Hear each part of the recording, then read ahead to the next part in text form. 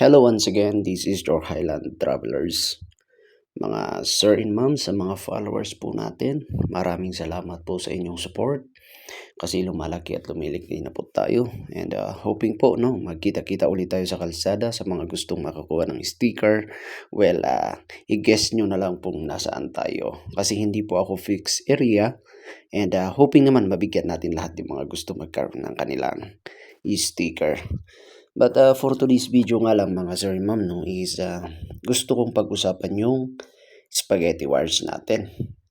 Laking pasalamat po natin sa Baguio City dun sa Public Order and Safety Division, mga personnel nila. As makikita nyo naman, ina-addressan nila yung problema natin sa spaghetti wars. Yung spaghetti wars kasi ng mga yan, isa yan sa mga kind of obstruction and traffic hazard natin na nai-encounter natin daily sa kalsada.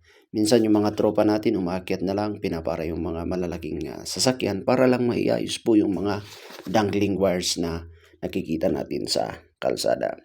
Sa mga drivers kasi, pag nasagi natin yan, pwedeng makakos ng damage sa mga susunod na drivers, lalo na pag gumagalaw. Pwede nga niyang, pag nakabuelo yan, baka makasira pa yan ng mga windshield. Sa mga kapwa naman natin riders, marami ng complaint regarding sa mga dangling wires, especially yung maliliit. Ang dami nang na-aksidente dahil po dyan. Kaya sana naman po dun sa mga telco or yung mga nagkakabit, bigyan nyo naman ng warning minsan, lalo na pag nakalaylay. Naku po, marami na tayong naging kwan. Ang laki kasi ng risk pag nasagi sila dyan or iniwasan mo ang laki ng risk na mawalan sila ng control sa kanilang mga manubela.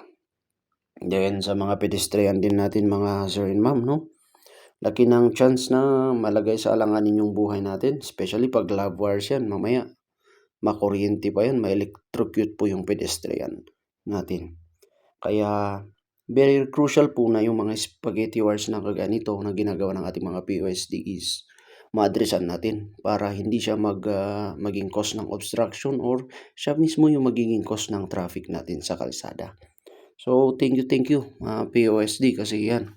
Hoping sana na all around Baguio is malinisan nila yung mga spaghetti wars na kagaya ng mga ito, So, a big salute po POSD officers and yung mga personnel nila.